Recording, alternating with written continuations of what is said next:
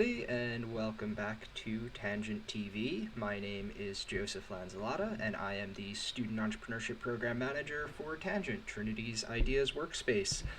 So I'm happy to have everybody back for day 2 of Imagination Week that you see up at the top.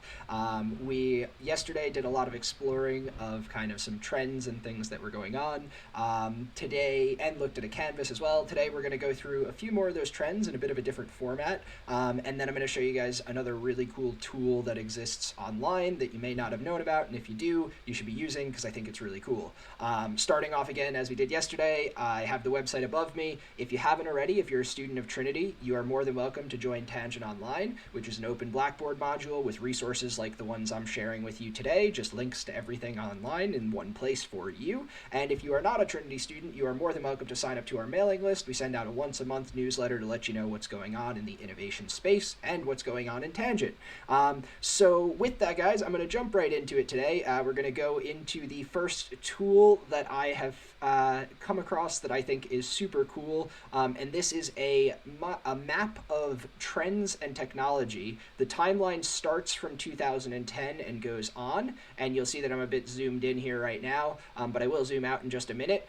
Essentially, it goes across a number of zones, and it's a really interesting timeline. I'll show you where the links are to all of these things. If you're watching this video recorded, all the links will be in the description. If you are watching the video live right now, I will put a link to the PDF in the chat just now. So give me 2 seconds, I'll pop that in there. So if you're having trouble seeing it on my screen for whatever reason, you're more than welcome to go and look at it there while we're on this. But essentially what it does is it goes through time, over time, from 2010 in zone 1, 2010 to 2015, 2015, 2020, zone 2, zone 3, zone 4, zone 5, going all the way out to 2050 accordingly. Now, if I zoom out somewhat here, you'll see the entire map of all of these things. And to get a sense of what it's about, I'll just put there's a little key in the bottom right corner. Now I need to zoom and move it over so that you guys are able to see here. But the big dots, like the one just here, environmental change, are mega trends. Any of the dots kind of along the lines here, those would just be trends that are kind of built out of that mega trend. And then dangerous currents, there's just some here.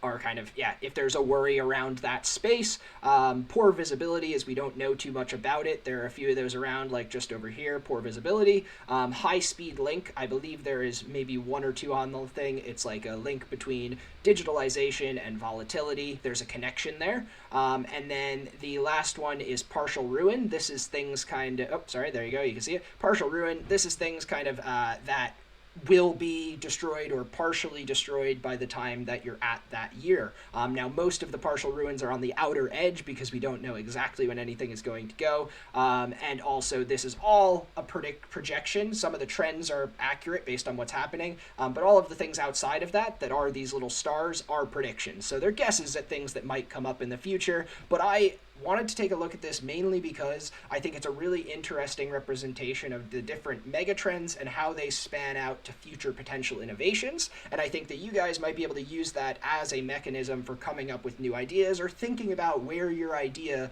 falls along the spectrum of development. So some interesting things down the bottom before I show you a few examples in the middle. These are global risks. So the star here is that there is a low probability, but a high impact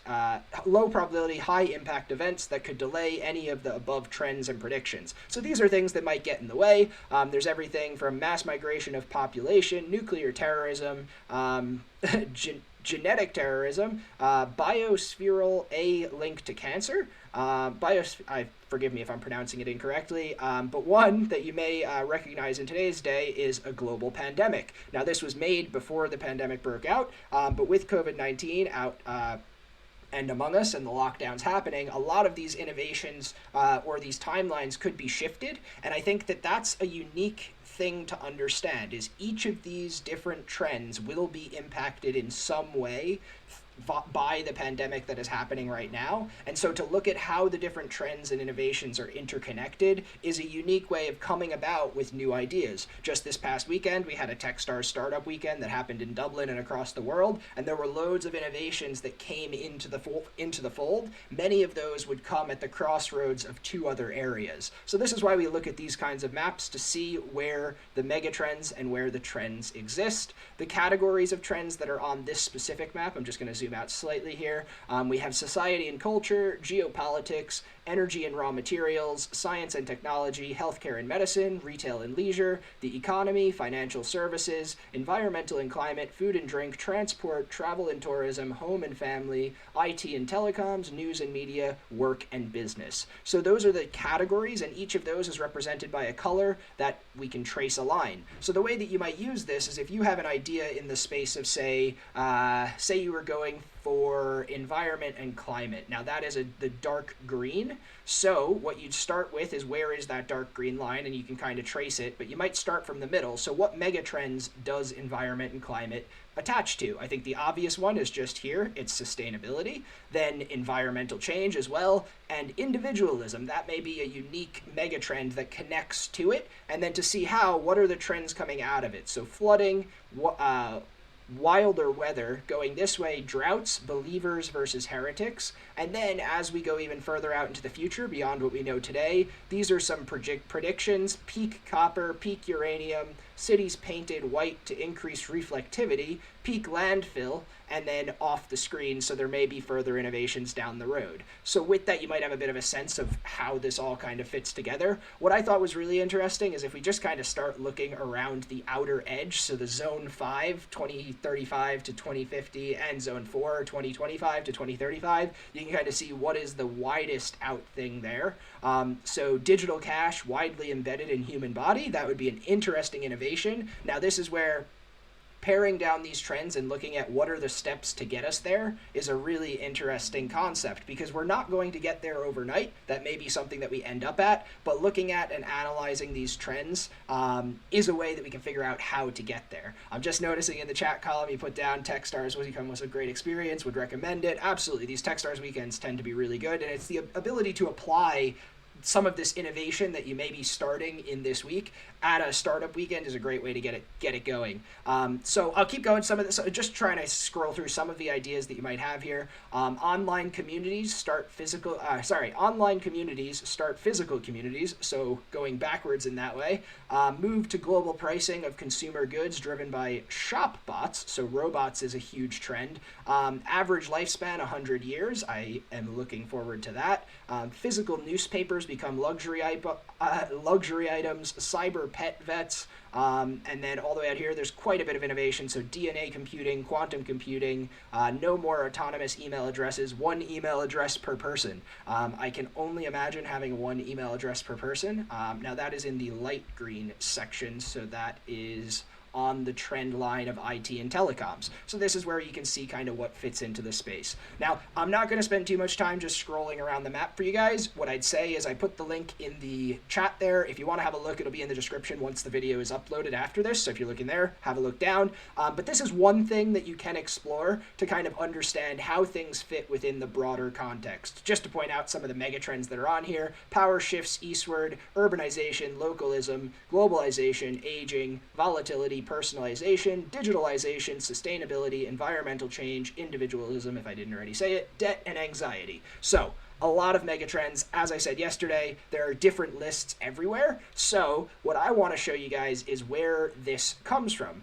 There is a website called nowandnext.com, and it has a lot of these graphical representations of trends and things. It is a place that I would recommend. What I'm going to do is I'm going to put the link for it in the chat now, so if you want to have a look, you can go to it. But on this, it has a lot of things. So the ones we were looking at is the 2010 plus trends and technology timeline, but there are loads of them here. So there's one on emerging science and technology that is a bit different of a graphical representation, but you can see in the middle it has digital, green, nano, bio, and neuro technology, the different types, and it has everything from, in the middle you have life logging, all the way out to the outer edge, robots outnumber human beings. And I find this is a really interesting way of kind of benchmarking where on the horizon of technological development what you're looking at might be. All of this is about building context around where your idea fits and what are the trends that are going to impact what you're working on. So this is just another thing that you might look at. I'll go back to the main page, and then there's just one other that I'm going to go through.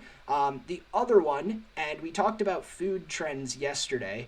Food trends is a massive industry that is developing. It always has been developing, but these are some of the food trends. Now, it starts out with a big list of mega trends here that are non-related to food. So some of the things we may have gone through before: globalization, localism, Eastern influence, connectivity, loneliness, data deluge, etc.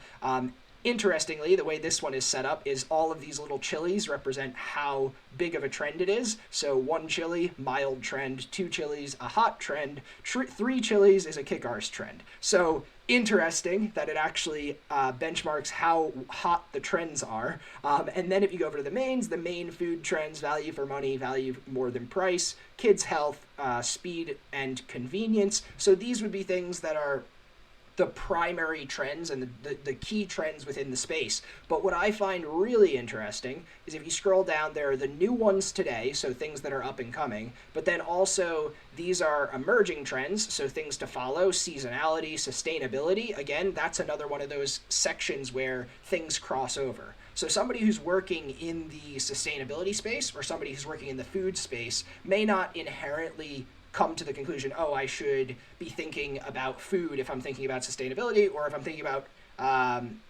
food, I don't know if I'm necessarily fitting into sustainability, but sustainability trends are necessarily going to impact the food market. So it's these little tangential things that connect to your idea and connect to your space that hugely impact how your business might do. One of the key drivers of success in startups is timing, and figuring out if your timing is right can often be the confluence of a number of trends. So how do they all fit together? And this is a really good way of looking at it. I think it's fun the way they've laid it out. So the trends from left field, the random ones that came out of nowhere, drinks, the future of drinks, and the way spin some trends that are dying, like dessert-only restaurants. It was fun for a while, it was a trend, but now not so much. And then fixed menu, so key food megatrends that are there to stay: value for money, speed and convenience, portability, health and well-being, out-of-home consumption. And then it goes on. So food and retail restaurants. So depending upon the space that you're in, if you're in the food market, this is something you might have a look at. But as I said before, all of these links in the last link that I said, the Now and Next website, if you go to the Now and Next website, sorry, I'll just hit back here, to the Now and Next website link that I said there, depending upon what it is that you're looking to look at, there is a graphical representation to try and show you what is going on in that space. And that is a great way to figure out what trends you should be analyzing as you're beginning to look at new ideas and coming up with new ideas. And as I said yesterday, I'm just going to flash back to it. We looked at the canvas that can help you analyze trends. So this is the trend canvas. The link was in the description yesterday. I'll also put it in here today just to share. Putting it in there, the trend canvas. It is a good way of kind of distilling the trends that you're analyzing down. So I'm just reading column. You had said also recommend people look up Henrik von Schiele. Saw a talk he gave a few months ago on Industry 4.0. His argument is technological advancement will increase exponentially. What we think is decades away is actually only months away. Yeah, absolutely. I think that makes perfect sense. I'm sure he has a better way of explaining it than I could. But it's the exponent of technology means that things are closer than we think they are. So this is all the more reason why it's even more important to be analyzing what are the trends right now, because if you're not thinking at least a year, 2 years, 3 years in advance, the likelihood that you're going to be ahead of the curve is a lot less. So as you're thinking about your new ideas, it's not necessarily what is the next new best idea today or for the world we live in today. What is the next new best idea for the world we're going to live in 6 months, in 1 year, in 5 years, and that maps to the timeline of development of what it is you're working on. So this is the map from yesterday. I'm not going to go into detail. It is explained in yesterday's video if you want to go back and have a look. But essentially, you go through the basic needs that this trend is addressing, the drivers of change in terms of shifts, so big picture things, and triggers. So triggers could be like the immediate pandemic that went on today. That may have triggered a shift that was happening already. Emerging consumer expectations. So we talked about yesterday the idea of expecting that things are going to be on mobile. If you're developing something, people always want to be able to use it on their phone. Inspiration, how have other businesses applied this trend? So how have other businesses taken on board the idea of this trend? Who's doing what right now already? And then how can you do it better? This is where you then go into the apply, look at the innovation potential and who it is that you're going to serve. Is there a market that hasn't been addressed that is being impacted by this trend? So this is the trend canvas, but we went on that yesterday, so I'm not going to spend too much time. Where I am going to bring us now, and this is kind of my last little tip thing for today. It's not going to be as long today, but I do want to bring you guys as much value as I can in as short of a time as possible, is the World Economics Forum's Strategic Intelligence tool. If you have not seen this before, it is a wonderful thing that you should have a look at and just to click around, but better than I can explain it before I dive into it a bit and show you a few examples. They do have a video here, so I'm just going to play the video for you guys. You can have a look and then you'll have an understanding of what it is. How are artificial intelligence, migration, and education connected? How can boosting innovation, reducing inequality, and combating corruption help us to achieve the Sustainable Development Goals? In an increasingly complex world, these connections can be hard to see. Yet a systemic understanding of global issues is essential. The World Economic Forum developed strategic intelligence as a set of cutting-edge digital tools to explore, understand, and anticipate the forces driving transformations around the world. At its heart are the Forum's transformation maps. They depict and analyze the interdependencies between a wide range of topics, illustrating how developments in one area can impact others. By drawing on the collective intelligence of the Forum's networks, transformation maps explain the factors driving change across industries, economies, and global issues. For example, by disrupting every aspect of technology, the Fourth Industrial Revolution will have a profound impact on governance and affect the scale and character of conflict. That will test the traditional role of governments, even as they confront other challenges such as the aging populations in advanced economies. Transformation maps cover more than 200 topics and are available in multiple languages.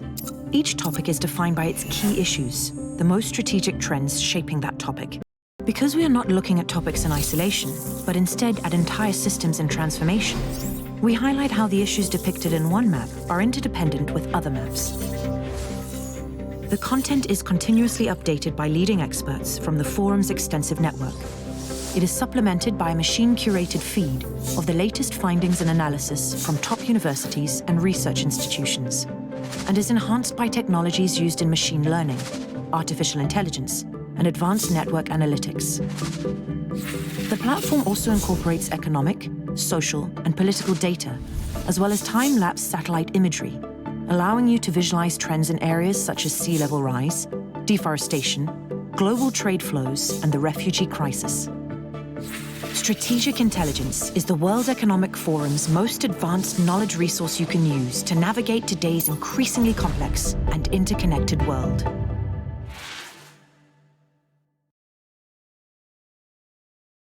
There we are, I was on mute. So that, I hope, explains better than I can exactly how this tool works.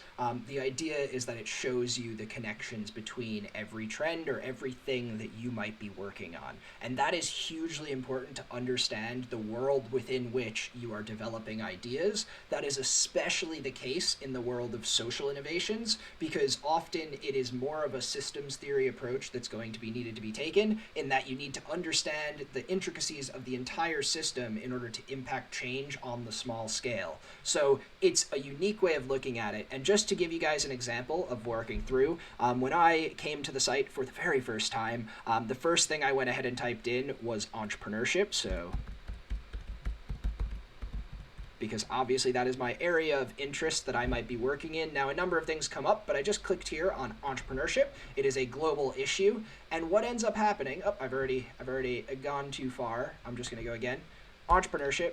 You search it, it comes here, it ends up in the middle of your circle. It gives you a little summary. So entrepreneurship, it is a fundamental driver of economic value and job creation, whether it manifests in the form of a startup or as a regenerative force within an established economy. I could go on, it has a bit more details on entrepreneurship, but then it has the key issues. Now, I know that some of them hide just behind me here, but you can see the bulk of it. It's entrepreneurship funding, social entrepreneurship, corporate entrepreneurship, entrepreneurial ecosystems, and entrepreneurship education, which are the 5 things that are around the entrepreneurship centric hub. So what you could do is you can click on any one of them. Say I work in Tangent, Trinity's Ideas Workspace. We are in the education sphere, but on the entrepreneurship side. So entrepreneurship education is the connection there. And entrepreneurship education then has a description that appears on the right that I can read through to understand a bit more about it. But interestingly, when I click read less here, it comes with a number of publications, videos, and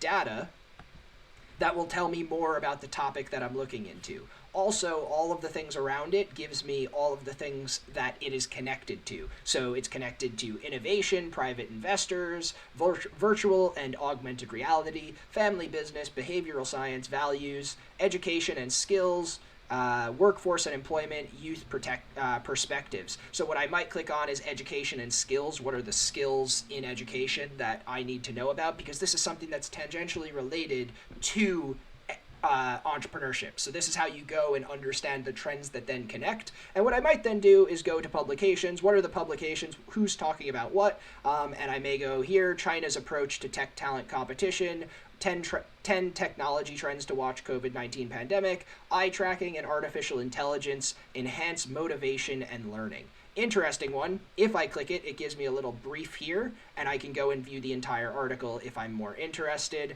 I am going to accept all of the cookies, not to worry. But eye tracking and artificial intelligence to enhance motivation and learning. And you can read the abstract, you can read the entire article if you want. That is one of the best things about this, is all of the links that are there are linked to things that are primarily open source. So you will be able to read the entire article on whatever your topic of interest is.